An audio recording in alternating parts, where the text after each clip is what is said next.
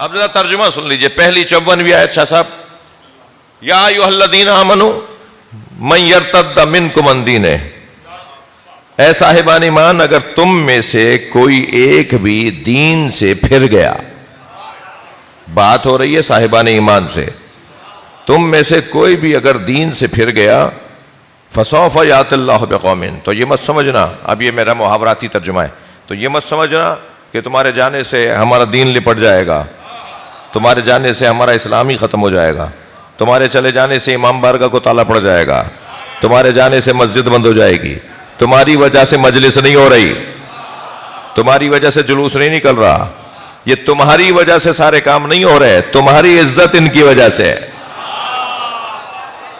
تمہارا مقام ان کی وجہ سے ہے۔ فسوف یات اللہ بقوم، اللہ پھر کسی اور کو لے آئے گا، اگر تم چھوڑ کر چلے گئے تو تمہارے جانے سے کوئی فرق نہیں پڑے گا۔ کیسا آئینہ دکھایا ہے اللہ نے، بھائی صلوات پڑھ لیں محمد و آل محمد۔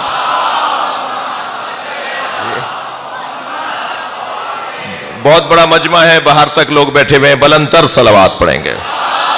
اللہم صل علی،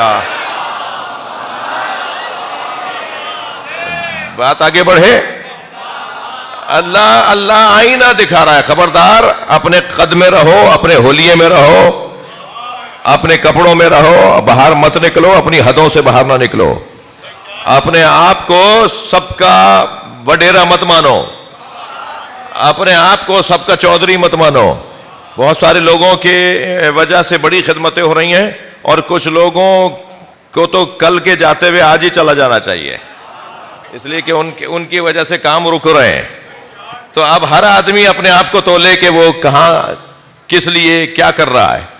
یہ قرآن نہیں ہوتا نا تو آپ ناراض ہو جاتے مجھ سے، باتیں تھوڑی سی ایسی ہو رہی ہیں، یہ قرآن ہے، یہ آیت ہے، اللہ کہہ رہا ہے فسوف یات اللہ بقوم، پھر اللہ ایک اور قوم کو لے آئے گا، جاؤ گے تم ایک، آئے گی جمع، تم جیسوں کے جانے کا تو فائدہ ہی ہے، تم ایک جاؤ گے اللہ بہت ساروں کو بھیجے گا۔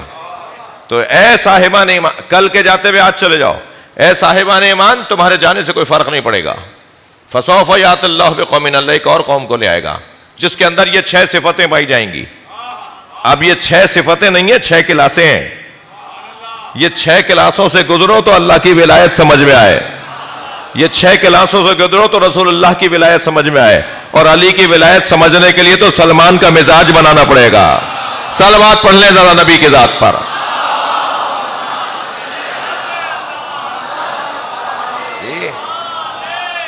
سب سے پہلی صفت یحبہم، اللہ ان سے محبت کرتا ہوگا۔ ارے کتنا بڑا کام ہے بھائی، اللہ ان سے محبت کرتا ہوگا۔ سب سے پہلی نشانی، پہلی علامت، پہلی صفت، اللہ ان سے محبت کرتا ہوگا۔ یحبہم یحبونہ، وہ بھی اللہ سے محبت کرتے ہوں گے۔ بات دو طرفہ ہے، معیار اتنا اونچا ہے۔ اچھا، اس وقت مجلس میں اسکول چلانے والے لوگ بھی بیٹھے ہوں گے، کالجز اور یونیورسٹیز کے پروفیسر حضرات اور وائس چانسلر حضرات بھی ممکن ہے بیٹھے ہوں یا سن لیں، ٹھیک ہے۔ اسکول کا جو ذمہ دار ہوتا ہے نا، وہ اتنا اونچا معیار رکھتا ہے، اسے اس سے فکر نہیں ہوتی کہ 1000 بچوں میں سے مثلاً 1000 کو پاس ہونا چاہیے، وہ پاس ہونے کو معیار قرار۔ میں بات ان کی کر رہا ہوں جو اسکول خدمت کے لیے چلا رہے ہیں، جو تعلیم کی خدمت میں کام کر رہے ہیں۔ وہ کہتا ہے کہ ان میں سے پھر مجھے ان چند لوگوں کو نکالنا ہے، یہ ماحول تو 1000 لوگوں کا ہے، تو اب کس معیار کی ولایت تک پہنچنے کے لیے کس معیار کو اللہ نے قرار دیا ہے، ایک کلاس بتا رہا ہے اللہ، کلاس کیا ہوگی۔ سب سے پہلے یحبہم، اللہ ان سے محبت کرتا ہوگا۔ اللہ کی محبت کے تقاضے اور ہیں، اور بندے کی محبت کے تقاضے اور ہیں۔ اللہ کی، میں تفسیر میں جاؤں گا تو مجھے خوف ہو رہا ہے کہ بہت دیر پہلے ہی ہو چکی ہے۔ یحبہم، آپ ترجمہ سن لیجئے، کہیں میرا دیکھتا ہوں کہ کہاں مجھے رک جانا چاہیے تھوڑی دیر کے لیے۔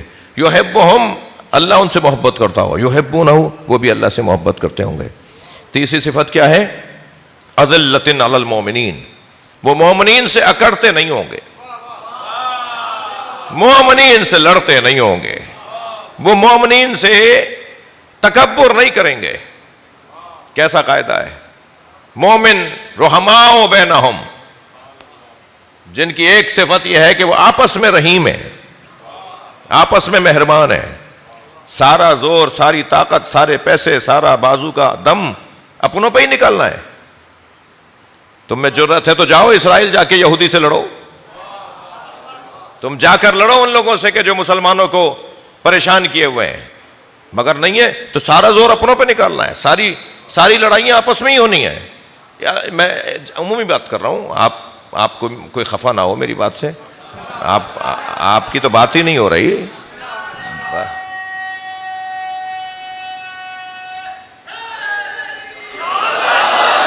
اذلۃ علی المؤمنین، مومنین کے سامنے خاکسار.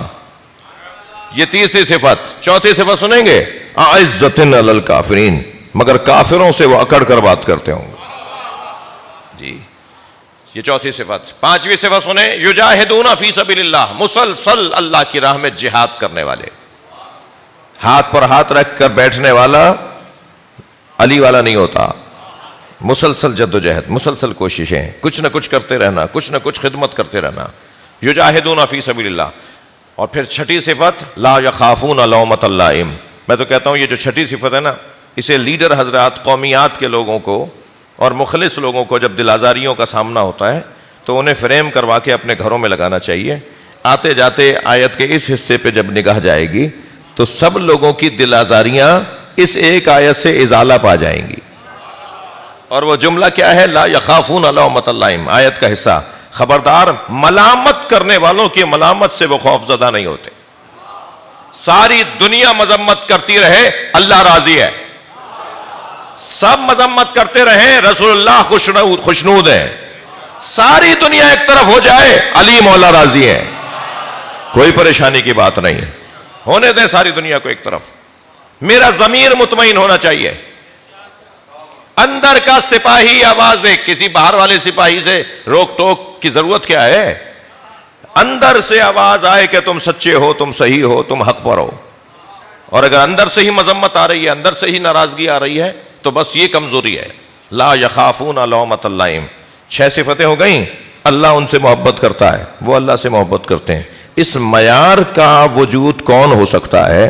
ہمیں اس معیار کا وجود ایک تو خیبر کے میدان میں نظر آیا. بھائی جو بات سننا چاہ رہے ہیں وہ تھکے نہیں، اپنی آوازوں کو آزاد کریں گے. محفل مجلس کے اندر بیٹھ کر ہمیں ثابت کرنا ہے کہ ہم مجلس میں بیٹھے ہیں.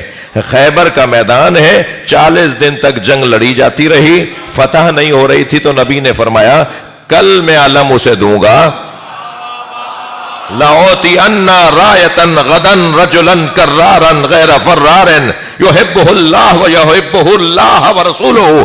کل میں علم اسے دوں گا جو کرار ہوگا، مرد ہوگا، غیر فرار ہوگا، اللہ اور اللہ کا رسول اسے چاہتا ہوگا، وہ بھی اللہ اور اللہ کے رسول کو چاہتا ہوگا. صلوات بر محمد و آل محمد.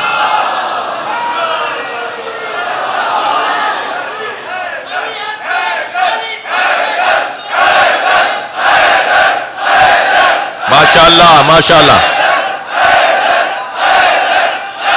بلند تر صلوات نبی اور آل نبی پر. اللہم صل علی محمد و آل محمد.